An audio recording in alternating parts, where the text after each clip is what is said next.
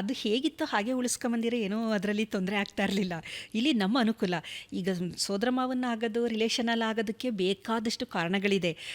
ಒಂದು ಒಳ್ಳೆ ಕೆಲಸದಲ್ಲಿರ್ಬೋದು, ಏನು ವರದಕ್ಷಿಣೆ ಕೊಡದೆ ತಮ್ಮನೇ ಇದ್ದಾನಲ್ಲ, ನಾನು ಬೇರೆ ಕಡೆ ಯಾಕೆ ಕೊಡೋದು ಅನ್ನೋದು, ಪ್ರಾಪರ್ಟಿ ಅನ್ನೋದು, ಆಮೇಲೆ ತವ್ರ ಮನೆ ಕಂಟ್ರೋಲ್ ಹೊಟ್ಟೋಗುತ್ತೆ ಅನ್ನೋದು, ಒಂದು ಏನೇನೋ ಇರುತ್ತೆ. ಸೋಷಿಯಲ್ಲು, ಏನೇನೋ ಕಾರಣಗಳು ನೂರಾರು. ಫೈನಲಿ ಏನಾಗುತ್ತೆ, ಸಂಬಂಧದಲ್ಲಿ ಮದುವೆ ಆದಾಗ it is a genetic burden ಅಂತಲೇ ಹೇಳ್ತೀವಿ. ಆ್ಯಸ್ ಅ ಜೆನೆಟಿಸ್ಟ್ ನಾನು ಒಬ್ಬ ತಳಿ ವಿಜ್ಞಾನ ತಜ್ಞೆಯಾಗಿ ಹೇಳೋದು ಅಂದರೆ, ಯಾವುದೇ ಕಾರಣಕ್ಕೂ ಸಂಬಂಧದಲ್ಲಿ ಮದುವೆ ಆಗಬೇಡಿ ಅಂತಲೇ ನಾನು ಹೇಳೋದು.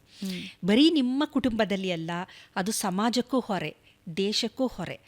ಕಾರಣ ಏನು ಅಂತಂದರೆ, ಸಂಬಂಧದಲ್ಲಿ ಈಗ ಹಿಂದೂಗಳಲ್ಲಿ ನಾವು ಸೋದರ ಮಾವನನ್ನು ಮದುವೆ ಆಗ್ತಾರೆ, ಅಥವಾ ಮುಸ್ಲಿಂ ಜನಾಂಗದಲ್ಲಿ ಅವರು ಕಸಿನ್ಸ್ನೇ ಮದುವೆ ಆಗ್ತಾರೆ.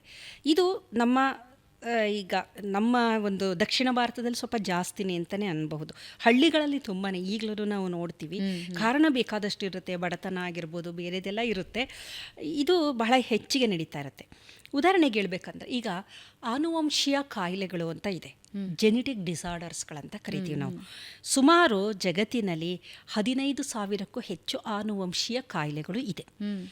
ಯಾವುದೇ ಕಾಯಿಲೆನ ನೀವು ತಗೊಳ್ಳಿ, ನಾನು ಒಬ್ಬ ತಳಿವಿಜ್ಞಾನ ತಜ್ಞೆಯಾಗಿ ನೀವು ಯಾವ ಕಾಯಿಲೆ ಹೇಳಿದ್ರು, ಕ್ಯಾನ್ಸರ್ ಅಂದರೆ ಅದು ಒಂದು ಆನುವಂಶೀಯ ಕಾಯಿಲೆ ಅಂತಲೇ ನಾನು ಹೇಳ್ತೀನಿ. ಡಯಾಬಿಟಿಕ್ಕು ಆನುವಂಶೀಯ ಕಾಯಿಲೆ, ಬೊಜ್ಜುತನ ಆನುವಂಶೀಯ ಕಾಯಿಲೆ, ಆಸ್ತಮಾ ಆನುವಂಶೀಯ ಕಾಯಿಲೆ, ಮಲಬದ್ಧತೆ, ಎಲ್ಲ ಕಾಯಿಲೆಯೂ ಅದಕ್ಕೇ ಬರುತ್ತೆ. ಅದರಲ್ಲಿ ಬೇರೆ ಬೇರೆ ವರ್ಗೀಕರಣ ನಾವು ಹೇಳ್ತೀವಿ, ಯಾವುದೋ ಒಂದು ಗುಂಪಿಗೆ ಅದು ಸೇರುವಂತಹದ್ದು. ಹಾಗಾಗಿ ಜಗತ್ತಿನಲ್ಲಿ ಸುಮಾರು 15,000ಕ್ಕೂ ಹೆಚ್ಚು ಆನುವಂಶೀಯ ಕಾಯಿಲೆಗಳು ಇದೆ.